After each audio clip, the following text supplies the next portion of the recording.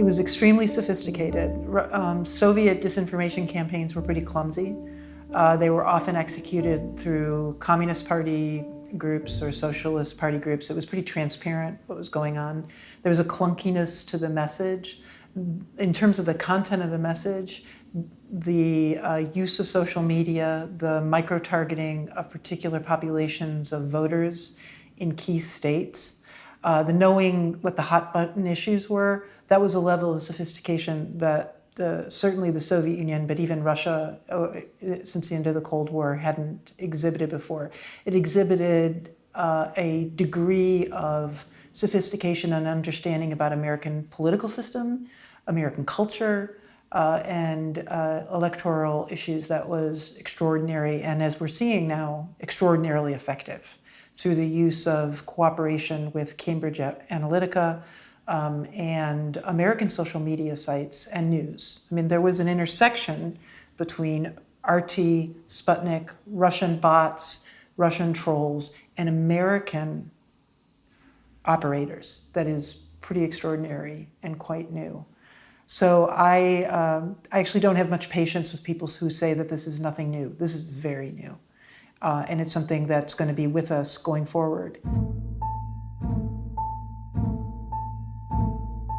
Sometimes I feel like this notion that U.S.-Russian relations have just gone nowhere since the end of the Cold War is a strange sort of looking back, and I don't know exactly what such a view expected of the relationship. I'm disappointed in the relationship because I think that the Russian leadership has given up, not on the United States, but given up on the project of global integration. That's the problem, is that this Russian leadership sees full implementation of the WTO rules as threatening because it would enhance transparency, competition, force Russian businesses to play by the international rules of the game.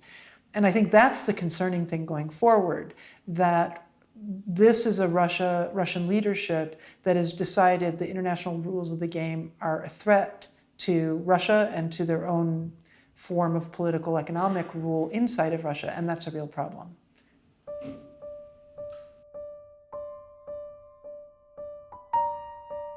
I had extensive and repeated contact with Ambassador Kislyak throughout my period of service at the White House.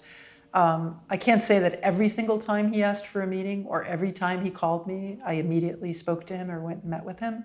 But pretty much whenever he said we needed to meet and discuss something, pretty much whenever there was a word that he was on the phone and needed to talk to me, I talked to him.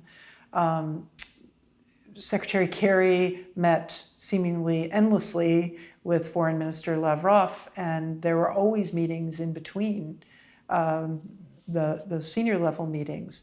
The problem wasn't the frequency of meetings necessarily, it was the content of the meetings and the issues that we disagreed about. The problem is not, there's plenty of official context in which to talk. The problem is that we disagree about the issues, whether that's Ukraine, Syria, arms control, WTO implementation, all these sorts of issues. Those were tough conversations. There was no point in having those meetings anymore because we just simply didn't agree. There were no projects we agreed on.